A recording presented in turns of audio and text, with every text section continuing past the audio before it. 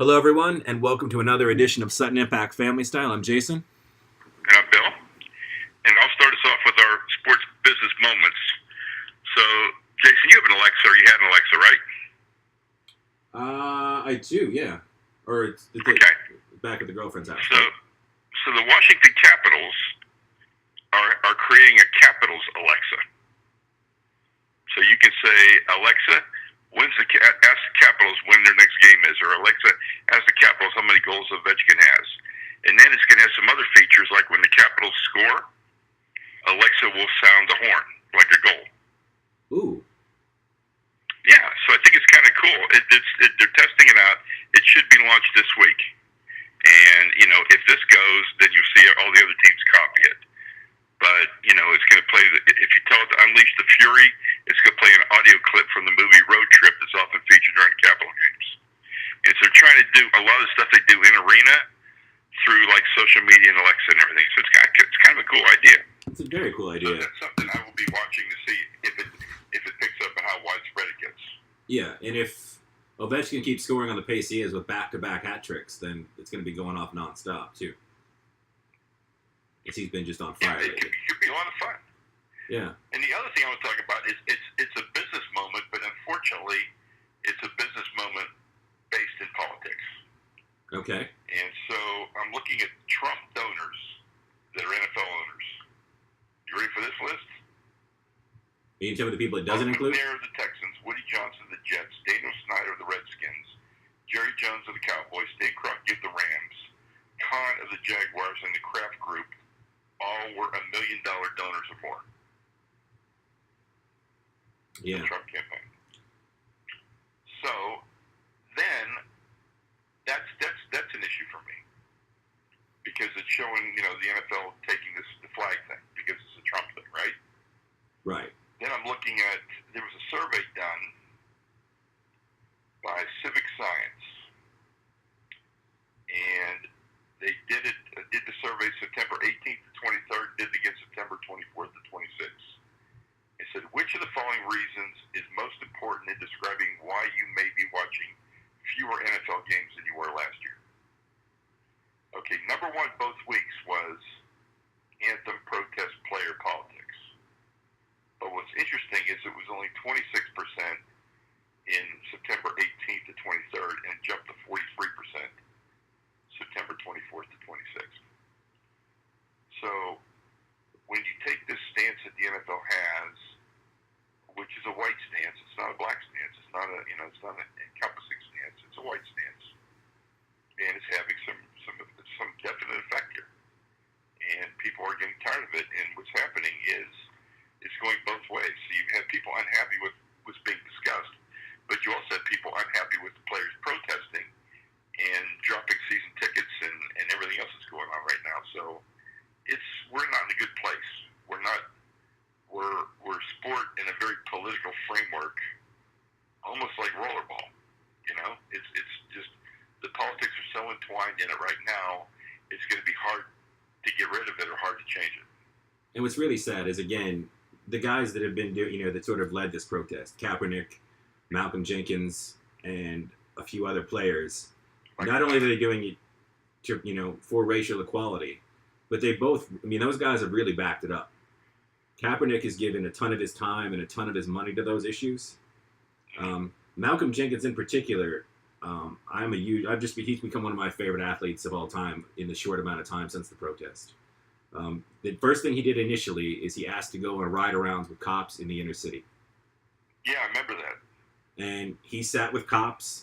He went on a number of rides here and there. And obviously, I'm sure the cops didn't put him with, certain people. But what he found out is that, there's a distrust, obviously, between the cops and the people in the inner city that comes from years of different things. But what he's basically come down, his point is that, he's like, there's nothing I can do to change on this level. Like, it's a much bigger issue. It's got to go to D.C. We have to change the policies that are making these officers. Because he said the officers, you'll tell them, we go in there, we're told to, go into certain neighborhoods and, round people up, basically. And he said, it's not necessarily the cops, they're just doing what they're told to do. So it's something you've got to do on a larger scale level. But again, the people that started these protests did it for a reason, and that reason's been completely lost in all this Trump nonsense, and it's really sad because, and this is a little bit random, but we've seen all the videos, and then between that and Trayvon Martin and everything else, and then I was watching the Def Jam comedy special 25th anniversary on Netflix, and it's worth a watch because Dave Chappelle's on it. He's the funniest man on the planet. But they were showing clips from all the years of Def Jam, and they showed the Rodney King beating from way back then. Yep. And, then they sort of made a joke, and they were like, see, nothing ever changes. And it was one of those just awful, heartfelt moments where, people had that uncomfortable laugh there, but it was sort of like yeah, that's what it's like being black. And, if you look at the protests, like they were about, police violence towards African Americans and not being treated the same, and it's not new. There's been videos of this going on for years, and it just hasn't, nothing has changed. I don't feel like these players were left in a position to do anything other than, what they've done, which is a peaceful protest. But unfortunately, like you said, it's become about, I love the troops or I hate the troops, and now Trump's involved, and it's just become a giant mess. I mean, it's really politicized football, and it's really divided fans and divided feelings about what they have. And I know last week too. I mean, I know the Steelers and the Seahawks. There's been tons of reports about a lot of dissension in the locker room, and that it's even the teams that are making these decisions aren't happy with each other. And you got Drew Brees in New Orleans, who's very much like you stand for the flag, and other people on that team don't. It's just become a huge dividing issue, and I don't know where it goes from here, obviously. Yeah. I mean, it's just where we are right now. So let's, while we're on divisive issues, let's talk about Cam Newton. All right. Cam obviously said something incredibly sexist. He lost his endorsement with Dannon, and he's been pretty much skewered throughout. The person I wanted to talk about today was Samantha Ponder, who there's a video of her on ESPN right now. I mean, I'm not sure if it'll be there by the time you listen to our podcast, but it's there today. And she's obviously a woman in sports. And she began by saying, this is something I've dealt with my entire life. She's like, I've been a sports fan. I used to run routes with my brothers when I was playing in the backyard. She's like, most people ask me, do I really like sports? Did I only get this job because of who my husband is? And why don't I show more skin since I'm the only reason I should be there? So it seemed like she's like, and my initial reaction was just to go after Cam. But then she said, but then I would just be doing what Cam did to that woman. And all that does is create, it's not an educational way. She's like, what we need to do is, educate. And instead of everybody being, a social warrior and getting to, blast him on social media and talk about what a jerk he is, like, figure out the reasons for these things and then try to do something, rather than just vindicating yourself and bringing attention to yourself, try to figure out a way to make the issue better, which I thought was really cool. It was like, it's a really nice. Yeah, it's really good. The thing about Cam Newton, Chase, is that, if that was a radio interview, I don't think it would have the outcry that this did, but his facial expression and his eye rolling and his smile and everything as he was saying it, that was as bad as what he said. Yeah. Because to me, that was really disrespecting it. And I think that people could see that visually, that was a big thing. And I think that really got everybody's attention besides what he said. And I think the reaction in the room, I mean, anybody that made that statement and, heard the basically deafening silence, yeah, probably would have taken that moment to be like, ooh, my bad, that was a terrible joke. And, whether they meant it or not, at least play it off. But he just seemed completely tone deaf. Yeah, I mean, totally. He seems oblivious to any impact at all. And, then you wait a couple of days and you issue an apology. And you have to say, okay, is it a real apology or a mandatory apology? What is it? But then, I've also seen, that we're racially divided on the Cam Newton issue because African Americans feel that the apology was genuine and it should move on and it wasn't that big of a deal to begin with. And the white community feels exactly the opposite way, which brings me back to OJ. And it was the same thing. I mean, it's just polarizing. And it just seems like right now what whatever comes up is just a very polarizing issue, and I blame it on the White House. I blame it on the climate that's been created, where it's okay for all these crazy people to come out and be vigilant in their beliefs and not care about how it affects anybody else. Right. But that, I blame them as well, but that's, you look at the news media over the last 50, 60 years, and every politician has been about fear and unrest and keeping us angry and scared, and but not to this degree. Not to this degree, no. But it's not like this. I mean, never remember anything like this. This is as bad as it's ever been. Right, but I'm hoping that it's not just, we'll just get somebody new and move on. Like, this is a accumulation of years and years of this systematic stuff that somebody like this can even get in there. And we need to make sure that whenever the next time comes, we're actually doing something. We're changing policies up from the top to the bottom, just everywhere. Yeah. All right, I think we've been on our political soapwagon enough. We can talk about sports now. Okay. Well, let's talk one real quick. Let's get back to some sports issues. What would you like to talk about? I have another sports business moment that's not a political one. It's a ratings one. ESPN has recently hired Katie Baker from Fox, and they hired Pardon My Take, which was kind of initially like a joke on ESPN. And it was a podcast called Pardon My Take, and they basically would do a lot of criticizing and making fun of ESPN, and ESPN has now hired them. And they hired Katie Baker, who's, done a lot of stuff, through web videos and online and YouTube and Twitter, and she's very big in the social media community. Because they realized that, a highlight show shown 6 or 7 times a night like SportsCenter just doesn't cut it anymore. And, they're losing ground every single day to all sorts of other content and everything else. But I'm wondering, I know if you can't beat them, join them, and they hire the sort of people that they hire, but have we reached a point, just content-wise, where it's almost it's just, you're never going to be able to go back to the numbers you used to go back to? No matter who you hire, no matter... content now, so the way ratings is skewed, is not the way they measure things now is not a valid indicator of what people are watching or how they're consuming it. Right. I mean, I would argue that NFL ratings aren't down. People just aren't watching it on television. They're not watching the whole game. They're watching what they want to watch, and that's the way of the world now. Right, and the other thing is what you want, when you want it, and how much of it you want, and no matter who is telling you should watch more, whatever it is, that's not who you are. Right. And 15, 20 years ago, if I didn't like the NFL game, there was not a lot else to watch.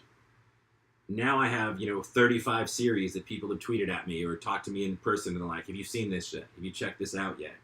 And if I'm watching, the Dolphins get blown out or the Jets and the Browns playing just an awful game, there's too many other things to do. There's too many other options, just even if it's just sitting on my couch watching something. There's just so much. Tony Hawkins died yesterday. He was one of my favorite NBA players. I didn't watch ESPN for any of it. I was on social media and people were sharing fantastic videos. A lot of people at the Suns had access to a lot of video and they were sharing it. It was great. I mean, I was just on social media sharing with my friends and talking about when we used to go to the Pittsburgh Piper games when Connie Hawkins was the MVP. And that's how I consumed my Connie Hawkins thing. I didn't need ESPN or anybody telling me anything. I had enough people that were into it on social media, and that's just the way the world's going to be. It's not going to change. There's not some magic silver bullet that's going to improve ESPN's television ratings. Right, and even if ESPN ratings peaked, and they're never going to get back to that level again. Right, and even if ESPN hires, the 4 most popular people on Twitter, there's still no need to go to ESPN to watch the 4 most popular people on Twitter. ESPN's ratings, if they show a great football game, that's going to be the ratings. Right. Not the talking heads and not the shows. And it doesn't matter, that's not what people want. Yeah, and their quest to hire more millennials or whatever it is to be on their shows isn't going to change that. Because millennials aren't going to watch it. Right. So they're not going to know there's a millennial telling them anything anyhow. Right. It's just crazy. Yeah, but it's just, I just noticed that move where it's like, these are, here's a show that was literally a podcast called Pardon My Take, which was a spoof on, a show on ESPN I've always loved, which is part of the interruption. But I think, it was just on the take culture, the Stephen A. Smith, this, the what's his face, Skip Bayless, just random takes, and they were just sort of making fun of him. And now ESPN is so desperate that they've hired the people that were making fun of them in an attempt to somehow become relevant. It is what it is. It is what it is, exactly. So that was, I don't know if that's I guess the business moment of that was just that, it's a change. Everything has changed and it's not going back to what it was. So just be ready, ESPN, to be sad, because you're going to be. Yeah. Just like the Giants are, who lost basically every wide receiver they had today. On their way to 0-5. Odell Beckham, broken foot, ankle. Yeah, but tonight J.J. Watt got hurt. I mean, a lot of players. I mean, the game is physical, not changing. No, but the Giants, like I said, they lost every receiver. And going back to social media, the two people hitting them up right now are T.O. and Chad Ochocinco, which I'm sure they're too old and they can't play anymore. But they're ready. I would love to see that. I think that would be outstanding to watch that. Aaron Rodgers tore the heart of the Packers today, doing normal Aaron Rodgers stuff. Winning touchdown with 11 seconds left. And just, again, looking around the league, I just don't see that dominant team this year. I'm watching the Kansas City Chiefs as we're doing the show, and I'm telling you what, they're looking dominant to me. Yeah, they look, as far as anyone else goes, they definitely look like the best team. I think the two best teams in the NFL are the Kansas City Chiefs and Alabama. And just because it's like, I don't know, maybe it's like watching Friday the 13th, and I just feel like at some point they're coming back. Like, as long as Belichick is over there and Brady is on that team, like, I still feel like they've got a shot. No matter what. Oh, no question. No question. No matter how bad they look like. Football was interesting yesterday. Michigan loses. Oklahoma loses. A couple big games there. And the Iowa State guy got wide open. Yeah. I like the Iowa State kid planting the flag in the Oklahoma Center. Yeah, I saw that. I was pretty happy. I tweeted out, the only thing I like better than the Oklahoma Sooners losing is the Oklahoma Sooners losing when they're in Norman. Yeah. And again, I mean, like you said, it made me happy. But yeah, TCU's got to lose a game now. Otherwise, Bedlam won't make any sense. So we'll see what happens. Baseball playoffs. I was glad to see Washington come back last night and make a game of it. Mm-hmm. I'd like to see. Like I told you before, I'm ready for Washington. I'm ready for the Astros because I want somebody to win that's never won before. And the Astros look pretty damn good. Up until today, where they got smoked by the Red Sox. Yeah, but 10-3. Yeah. They're up to what? They have 2-1. They're up 2-1. Yeah. I sort of noticed, and this is not to go too Steeler heavy, as we've already sort of hashed out offline. But if you look at that draft, in the top 11 picks, you had Eli Manning, Phillip Rivers, and Ben Roethlisberger. And all three of those guys look like they're just done. I mean, Roethlisberger pretty much said it after the game. Maybe they don't have it anymore. And I kind of feel like the answer is maybe you don't. Maybe none of them do. Like, I know Breeze and Brady still seem to be getting it done at an old age. But all three of those guys from that same draft class all just seem to have... I mean, it's been a steady decline, but this year it looks like they've all fallen off a cliff as far as what they can do with the football. Yeah. And I don't know what the future holds for any of them. I got my food moment. All right. Mertz, MERT''S. Mertz Heart Soul Cafe in Charlotte. Outstanding soul food. And what did you have? And I had, for the first time in my life, strawberry cake. Okay. And it was some of the best cake I've ever had. So I took my students. I had my students in Charlotte, and we all went there. Everybody had something different. Everybody loved their dinner.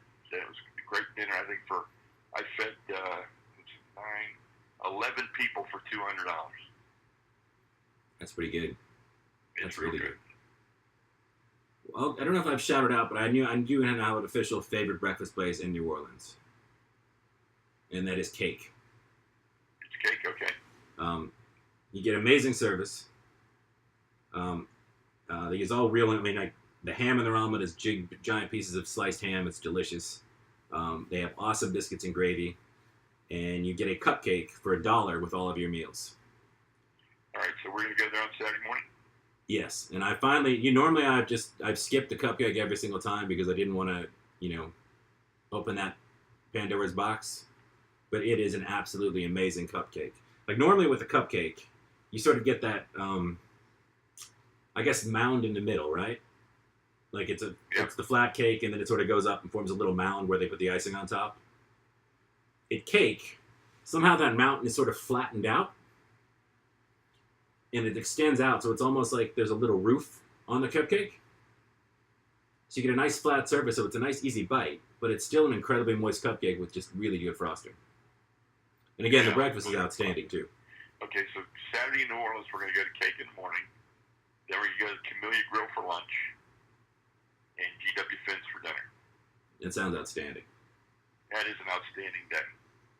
That's food coma. I probably won't eat on Sunday. Yeah. And for what I've been into this week, I've had a bit of a Amherst College reunion sort of situation going on. I'm reading the new Dan Brown book, which, although they're all very formulaic, it's pretty much the exact same pattern. Uh-huh. This one has a very interesting mystery. It's again going to the whole religious creation. Why are we here? Where are we going? And I don't know if we're actually going to get an answer because I'm only about a third of the way through the book. But it's it's an outstanding. I mean, it's Dan Brown just writes really. Whether it's him or a bunch of grad students in the room writing them, I have no idea. But they're very fast, very easy reads, and it's grabbing my attention. Yeah, I like his writing style. Yeah, and the man he graduated college with, Harlan. It's like Michael Crichton. He has some things that you never thought about before, or you don't know about. He introduces them, and it's a good job of introducing them. Right. And he graduated with another writer named Harlan Coben from Amherst College at the same time. And Harlan Coben has a new, well, I don't know if it's a new series, but it's a BBC series called The Five on Netflix, which is a little BBC mystery series based on something he wrote. And we've got a bunch of Harlan Coben books.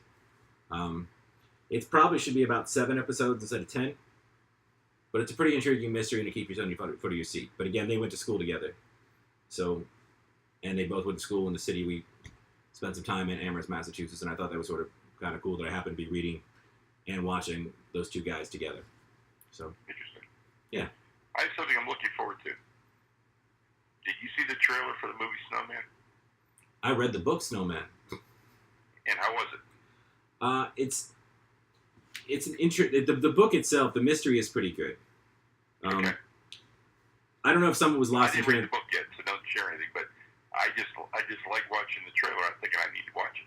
Right. Well, as soon as I saw the trailer, I went and read the book because I feel like with mysteries, like I always like watching the movie, but the book is just a different experience, and I always like doing that before I see the movie. Okay. But it got me thinking, like, in genre writing, and it's obviously, it's sort of a hard-boiled detective sort of story. Can you write that? I mean, it's got sort of the cliched alcoholic, divorced cop as sort of your protagonist. And you never know, like, is that just the reality, or has that just become such a staple of the genre that's just what we accept? Like, if he's a detective, he doesn't quite get along with his bosses, but he's sort of brilliant, and he's either an alcoholic or former alcoholic, and he's definitely divorced with a complicated relationship with his wife. So it has, I've just read a lot of those books, but it seems like that's just the standard. It just doesn't, they only quit with the book, which doesn't really spoil anything, is that's sort of who he is. And, I feel like I've been there, done that just so many times. Yeah, but I'm sure that's the reality. Like, statistically speaking, I'm sure they have a high alcoholic rate and detectives and a high divorce rate as well. So, who knows? I've got my last episode of Mr. Mercedes on Wednesday night, so I'm pretty excited about seeing how that ends up, too. Nice. So it wasn't as much sports this week as it usually is. But we had a lot of things that were on our minds, and we wanted to talk to them and wanted to express our opinions. I think so. And maybe that comes because the Steelers were so shitty today. I didn't. I've been in a lapsing mood ever since that, so. I did not watch any football after that. I went to the gym and I came home and watched the end of that series with Harlan Coben. I just couldn't bring myself to watch any more football. Yeah. So maybe this is the moratorium, So again, please keep rating us. please go to iTunes, give us 5 stars, even if you don't listen to us. Just do that anyway, or you obviously have to if you're listening to us now. Get your friends to do it, even if they don't listen to us, and then try to get them to listen to us. Please keep supporting us on Patreon. We really appreciate all those people that you help us keep the lights on here. So, and that's about it for this week, I think. Yeah, I think that's it. All right, so we'll be back. We'll think of some new stories next week, but I'm going to follow that Alexa story with Capitals. I'm going to follow up with that, see how it went, see how the launch went, see what people think about it. Sounds good. So until next week.